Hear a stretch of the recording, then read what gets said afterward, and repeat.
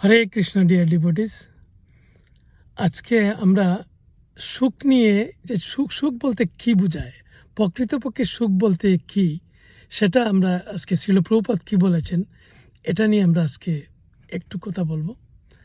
তো প্রকৃতপক্ষে এই জড়জগতে কোনো সুখ বলতে কিছুই নেই।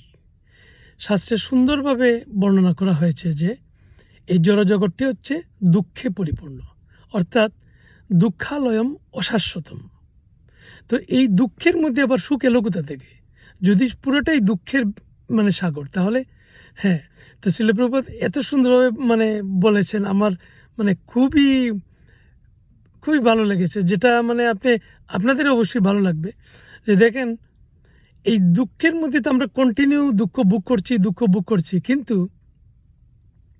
যখনই একটি দুঃখের শেষ হয় এবং আরেকটি দুঃখের শুরু হয়, এই যে মাঝখানের যে জায়গাটুকু, অর্থাৎ দুইটা দুঃখের মাঝখানে যে একটা গ্যাপ, এইটুকুকেই আমরা সুখ হিসাবে অনুভব করি, মনে করতেছি এইটাই সুখ। আসলে সুখ বলতে প্রকৃতপক্ষে কিছু নেই। হরে কৃষ্ণ।